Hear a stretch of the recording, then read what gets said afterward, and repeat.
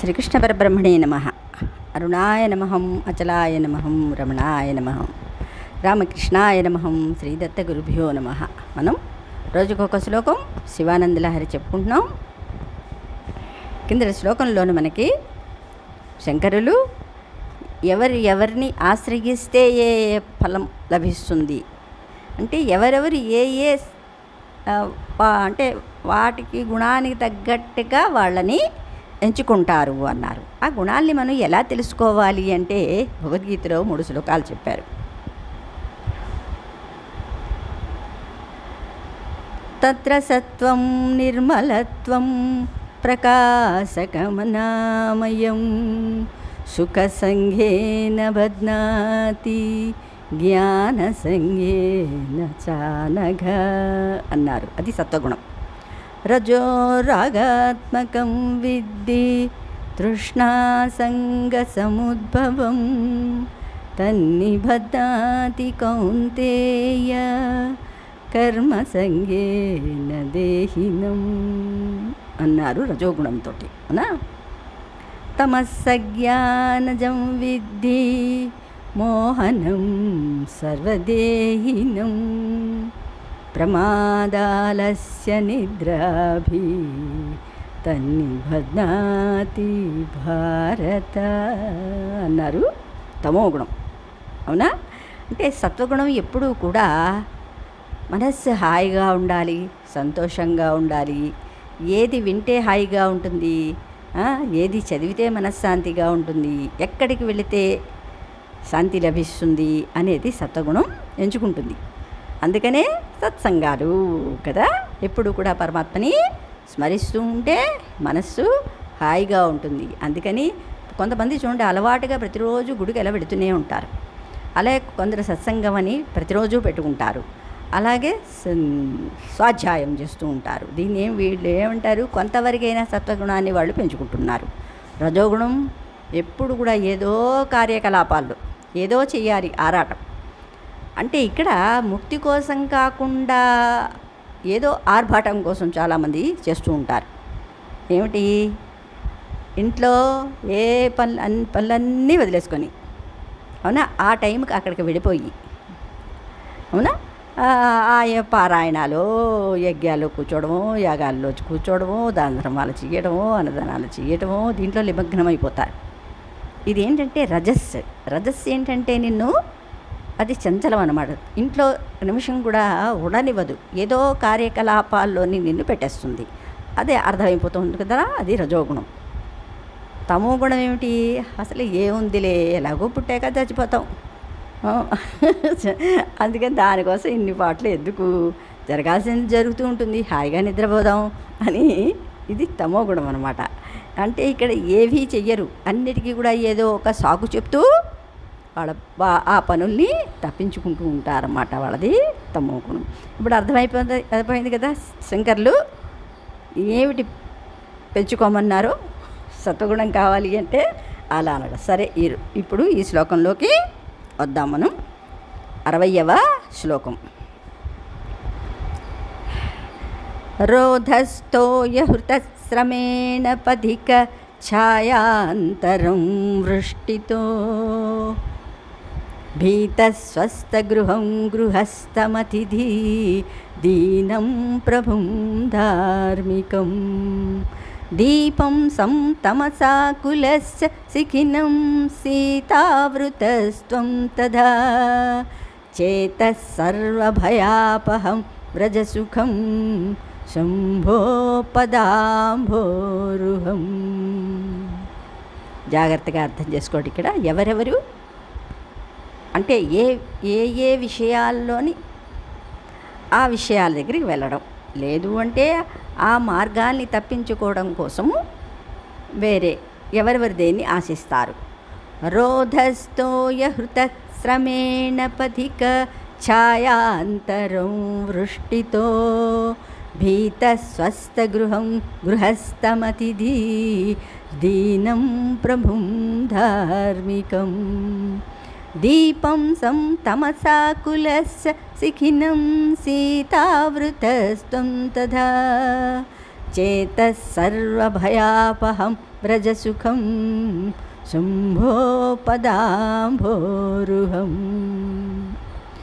రోధస్థోయహృతశ్రమేణ పదిక ఛాయాంతరో వృష్టితో భీతస్వస్థగృహం గృహస్థమతిథి దీనం ప్రభుం ధార్మికం. దీపం సంతమసాకులస్య శిఖినం సీతావృతస్త్వం తదా చేతః సర్వభయాపహం వ్రజసుఖం శంభో పదాంభోరుహం. ఇదే ఇంకోసారి చెప్తున్నాను. రోధస్థోయహృతశ్రమేణ పథిక ఛాయాంతరోర్వృష్టితో భీతస్వస్థగృహం గృహస్థమతిథి దీనం ప్రభుం ధార్మికం. దీపం సంతమసాకులస్య శిఖినం సీతావృతస్త్వం తదా చేతః సర్వభయాపహం వ్రజసుఖం శంభో పదాంభోరుహం. ఓ మనసా, అలసటతో ఉన్న బాటసారి చెట్టు నీడను ఎంతో శ్రమపడ్డాడు అనుకోండి. నడిచి నడిచి నడిచి నడిచి ఎక్కడైనా కొంచెం చేద దొరుకుతుందా అంటే ఒక చల్లటి నీడ కనిపిస్తుందా అని చూస్తూ ఉంటాడు కదా. నీటి ప్రవాహంలో కొట్టుకుపోతున్నవాడు గట్టును కదా. వర్షం వల్ల భీతి పొందినవాడు గట్టి ఇల్లును పడిపోకుండా ఉండాలి ఆ వర్షానికి, అవునా, గట్టి ఇల్లును. ఆకలితో పొరుగురు నుండి వచ్చినవాడు గృహస్థునే కదండి భోజనం పెట్టగలరు, సన్యాసులు పెట్టలేరు కదా. అందుకని గృహస్థులకి ఆ విధంగా పుణ్యం లభిస్తుందన్నమాట. గృహస్థుని దరిద్రుడు ధర్మదాత అయిన రాజును, దీనం ప్రభుం ధార్మికం, అవునా. చీకటిలో ఉన్నవాడు దీపాన్ని, రోధస్థో అదే పదిక ఛాయాంతరో వృష్టితో అయిపోయింది కదా. దీపం తమసాకులశ్చ అన్నాడు అంటే చీకటిలో ఉన్నవాడు దీపాన్ని, చలితో బాధపడేవాడు అగ్నిహోత్రాన్ని. అది దీపం తమసాకులశ్చ శిఖినం సీతావృతస్వం తదా అన్నాడు, అవునా. అగ్నిహోత్రుని ఏ ప్రకారంగా ఆశ్రయిస్తారు అంటే ఆయా టైముల్లో దేన్ని ఆశ్రయిస్తే సుఖం లభిస్తుంది అని జీవుడు పోరాడుతూ ఉంటాడనమాట. అందుకని ఆ ప్రకారంగా నీవు అన్ని భయాలను పోగొట్టేది, సుఖాలను ప్రసాదించేది అయిన పరమేశ్వరుని పాదపద్మాలను ఆశ్రయించుము అన్నారు. చేతః సర్వ భయాపహం వ్రజసుఖం శంభో పదాంభోరుహం అన్నారు. అంటే ఈ సుఖాలన్నీ కూడా ఇప్పుడు వర్షం పడుతోంది. వర్షం ఎవరికండి? శరీరాన్ని తడుపుతుంది. కానీ జీవుడు అంతవరకు కూడా వెళ్ళలేదు కదా, లోపల వరకు కూడా వెళ్ళలేదు కదా. అందుకని భయపడతాడు. 2 చుక్కలు నెత్తి మీద పడేసరికి పరిగెడతాం కదా. అలాగా చీకటిలోని ఏదైనా చిన్న వెలుతురు కనబడితే చాలు అనుకుంటాం.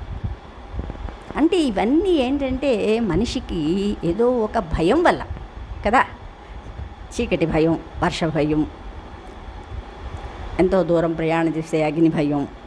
కానీ పంచభూతాలు కూడా ఆత్మని ఏమీ చెయ్యలేవు అని ఎవరు తెలుసుకుంటారో. ఇది చాలా సూక్ష్మం. శంకరులు మనకి చాలా ఈజీగా చెప్పేస్తారన్నమాట. ఎవరికైతే ఈ ద్వంద్వాల బాధ ఉండదు, భయాపహం అన్నారు కదా, చేత సర్వభయాపహం అన్నారు. అంటే ఈ సృష్టిలో అన్నీ భయమే, భయం లేని వస్తువు అంటూ ఏదీ లేదు. ఏంటి భయం లేనిది అంటే ఆత్మజ్ఞానాన్ని తెలుసుకోవటమే. అంటే ఆ శంకరుని పాదాలని ఆశ్రయించటమే అని చెప్పారన్నమాట. శ్రీకృష్ణ పరబ్రహ్మణే నమః. ఇప్పుడు మనం అర్థం చెప్పుకుందాం. హే చేతః, ఓ మనసా, ఓ మానసమా, తోయ హృతః అంటే నీటి వేగమును కొట్టుకొని పోవాడు, రోధః తీరమును, పథిక అంటే బాటసారి, శ్రమేణ అలసట చేత, తరో చెట్టు యొక్క ఛాయాం నీడను, వృష్టితః వర్షము వలన, భీతః భయపడినవాడు, స్వస్థగృహం సుఖమైన ఇల్లు. మళ్ళీ అలా పాడుపడినవన్నీ ఉంటే అందులోకి వెళితే అవి కాస్త వీడి మీద పడతాయి. అందుకని అక్కడ ఏమన్నారు, స్వస్థ గృహ, మంచి ఇల్లును, సుఖకరమైన ఇల్లును. అతిథి, భోజన సమయమునకు పొరుగురు నుండి వచ్చిన వాడు గృహస్థ, సంసారిని. దీన, దరిద్రుడు. ధార్మికం, ధర్మాత్ముడైన ప్రభువు, రాజును. సంతమసాకులం, చీకటిలో కొట్టుకొనుచున్నవాడు. దీపం, దీపమును. శీతావృత, చలి పట్టుకొన్నవాడు అంటే చలి వేస్తున్నవాడు. శిఖినంచ, అగ్నిహోత్రమును. యథా, ఏ ప్రకారముగా ఆశ్రయించునో తథా, ఆ ప్రకారముగా త్వం, నీవు. సర్వభయాపహం, ఎల్ల భయములను బాపునదియు, సుఖం, సుఖకరమైనదియు నగు శంభో, శివుని యొక్క పదాంభోరుహం, పాదకమలమును. అంబోరుహం అనమాట ఇక్కడ, అంటే ఇక్కడ పద్మం అవునా, కమలం అన్నమాట. కమలమును వ్రజ, ఆశ్రయింపుము అన్నారు. అంటే పరమాత్మని ఎవరైతే పట్టుకుంటారో వాళ్ళకి ఏ భయము ఉండదు. అంటే సంసారంలో అన్నీ ఒడిదొడుకులు వస్తూనే ఉంటాయి. దేనికి ఒకదానికి భయపడితే అన్నిటికీ భయపడాలి. జీవితమే భయం కదా. అందుకని కృష్ణయ్య తన యొక్క మందులు పెట్టిలోంచి ముందు అభయం, భయం అని తీసేసి అభయం పెట్టుకున్నారన్నమాట. అంటే భయాన్ని తీసేసి అభయాన్ని ఇచ్చారు. ఏమిటది, నువ్వు దేనికి భయపడద్దు అని నేను చూసుకుంటాను అని కదా. అనన్యా చింతయంతో మాం ఏ జనా పర్యుపాసతే తేషాం నిత్యాభియుక్తానం యోగక్షేమం వహామ్యహం అని మనకి ఒక పెద్ద ధీమా ఇచ్చారన్నమాట. అవునా. అయితే ప్రవాహమున కొట్టుకొని పోవువాడు ఒడ్డును, బాటసారి చెట్టు నీడను, వర్షమున తడియువాడు మంచి ఇంటిని, దీనుడు ధర్మాత్ముని, చీకటిలో పడ్డవాడు దీపమును.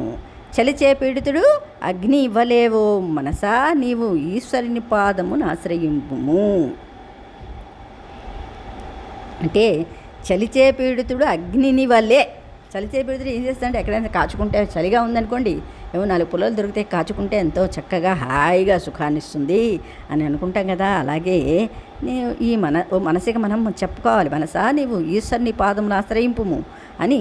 అవి సమస్త భయములను పోగొట్టును. అంటే ఇక్కడి అంటే నమ్మకం. ఫస్ట్ మనిషికి ఏం కావాలి, నమ్మకం. వర్షం అలా పడుతుంది అనుకోండి, ఎక్కడా ఏది ఆశ్రయించడానికి లేదనుకోండి, ఏం చేస్తారండి, మొత్తానికి ఎలాగోలా ఎక్కడో ఒకటి చేరుతారు కదా, అక్కడే ఉండిపోరు కదా. అంటే ముందు ధైర్యం అనేది ఉండాలన్నమాట. భయం లేకుండా ఉండాలి. ఆ భయం లేకపోవటమే ముందుకి సాగడానికి. భయం లేకపోవడం అంటే దేన్నో ఒకదాన్ని ఆశ్రయించాలి కదా. ఆ ఆశ్రయించడం ఏదో భగవంతుడి పాదాలని ఆశ్రయిస్తే సరిపోతుంది అని శంకరుడు ఇక్కడ చెప్తున్నారు. ఒక్కొక్క రకమైన కష్టం కానీ, ఇబ్బంది కానీ, ఆపద కానీ వచ్చినప్పుడు ఒక్కొక్క రకమైన ఉపశమనం కానీ, పరిష్కారం కానీ పొందడానికి మనం ప్రయత్నిస్తాం కదా. ప్రతి లేచింది మొదలు ఏదో ఒక పరిష్కారమే, ఏదో ఒక సమస్యకి ఒక పరిష్కారం. పొద్దున్నే రాత్రి బాగా వర్షం పడింది అనుకోండి, అవునా, అంతా చీకటిగా ఉంటుంది. ఏం లేదు, చల్లగా కూడా ఉంటుంది కాబట్టి ఏం లేద్దాంలే, తర్వాత లేద్దాంలే, అవునా. అంటే అక్కడ తమోగుణం వచ్చేసింది కదా. తమస్స జ్ఞానం నిజం విద్య అని చెప్పుకున్నాం కదా. అంటే ఇక్కడ పనులన్నీ కూడా లేట్ అయిపోతాయి. పరిష్కారం కానీ పొందడానికి ప్రయత్నిస్తాము. ఇన్ని రకాల సమస్యలకు ఒకే ఒక పరిష్కారం ఉండదు కదా. కానీ జగన్నాటక సూత్రధారుడైన పరమేశ్వరుని పాదాలను ఆశ్రయిస్తే అన్ని సమస్యలకు పరిష్కారాలు కుదిరి బాధలన్నీ తొలగి శుభాలు కలుగుతాయి. అందువల్ల ఇతర వృధా ప్రయాసాలు మాని ఈశ్వర పాదార విందాలను ఆశ్రయించమని శంకరులు సలహా ఇస్తున్నారు. ఆపద వస్తే ఆ పదమే శరణ్యం. ఆ పదమే అంటే ఇక్కడ 2 అర్థాలు. ఆ పదమే అంటే నామస్మరణ, ఆ పదమే అంటే ఆయన యొక్క పాదాలు కదా. అలాగా మనం రోజు కూడా